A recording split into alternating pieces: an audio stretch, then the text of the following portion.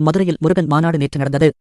இந்து முன்னணி சார்பில் மதுரை பாண்டிக்கோவில் சாலையில் உள்ள அம்மா திடலில் நடைபெற்று வரும் இந்த மாநாட்டில் தமிழகம் மட்டுமின்றி பல்வேறு மாநிலங்களில் இருந்து அரசியல் தலைவர்கள், ஆன்மீகவாதிகள், மடாதிபதிகள், ஆதீனங்கள் கலந்து கொண்டனர்.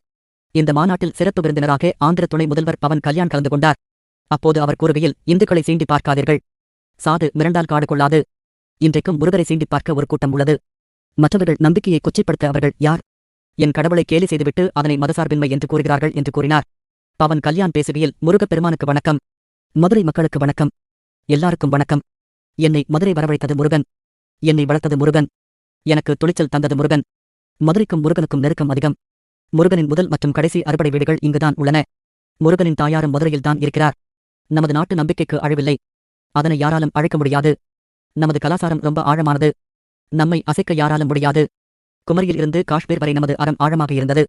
இது இன்றும் ஆழமாக இருக்கிறது. இனிமேலும் ஆழமாக இருக்கும். இதுதான் நம் தெய்வீக மண்ணின் பலம். உலகை தீமை சூழும்போது அதை அறுப்பதுதான் அறம். எல்லாரையும் சமமாக பார்ப்பது அறம். தீவர்களை வதம் செய்வது அறம். அதன் பெயர் புரட்சி. அதனை செய்பவர் புரட்சித் தலைவர். எனவே உலகின் முதல் புரட்சித் தலைவர் முருகப் பெருமான். நாம் எல்லாரும் உலகின் முதல் புரட்சித் தலைவருக்காகத்தான் ஒன்றாக இணைந்துள்ளோம். முருகன் எல்லா இடத்திலேயும் பறந்து விரிந்து இருக்கிறார். ஒரு கிறிஸ்தவர் கிறிஸ்தவராக இருக்கலாம். ஒரு முஸ்லீம் முஸ்லீம்களாக இருக்கலாம். ஆனால் ஒரு இந்துவாக இருந்தாலே இவர்களுக்கு பிரச்சினை. ஒருவன் இந்துவாக இருந்துவிட்டால் அவன் மதவாதி. இதுதான் இவர்களது எண்ணமாக இருக்கிறது. என் நம்பிக்கையை கொண்டாட எனக்கு உரிமை உள்ளது. அதனை கேட்க நீங்க யார்? உங்கள் நம்பிக்கையை நாங்கள் கேட்கவில்லை. அதே நாகரிகத்தை நீங்கள் கடைப்பிடியுங்கள். என் மதத்துக்கு மரியாதை கொடுக்காவிட்டாலும் பரவாயில்லை.